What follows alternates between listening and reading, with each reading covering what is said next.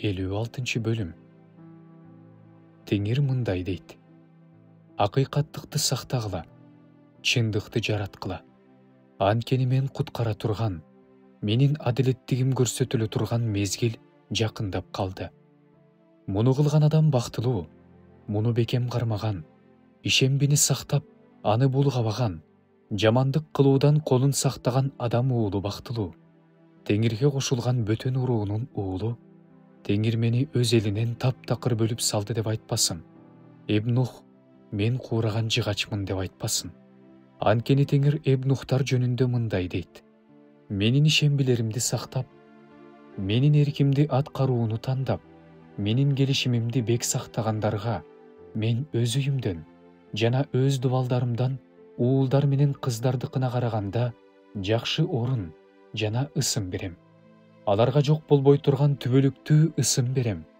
Теңирге кызмат кылыш үчүн, аны сүйүш үчүн, анын кулу болуш үчүн ага кошулган бөтөн уруулардын уулдарын, ыйык ишембини сактап, аны булгабагандардын жана менин келишимимди бек сактагандардын баарын мен өзүмдүн ыйык тоому алып келип, аларды өзүмдүн сыйынуу үйүмдө кубантам.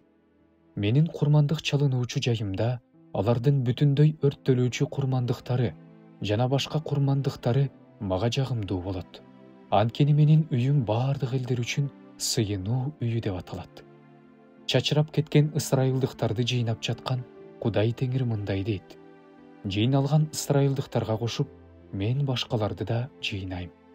Талаадагы бүт жырткычтар, токойдогу бүт айбандар тамак жегени келгиле. Алардын сакчыларынын баары сокур жана түркөй адамдар.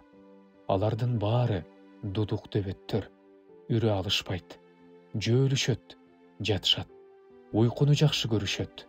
Алар ач көз, тойгонду билбеген дөбөттөр. Алар түшүнүгү жок кайтаруучулар.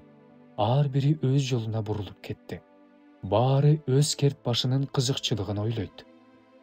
Алар: келгиле, мен шарап табам, күчтүү ичимдикке тоёбуз, эртең да бүгүнкүдөй болот, мындан да көп болот дешет.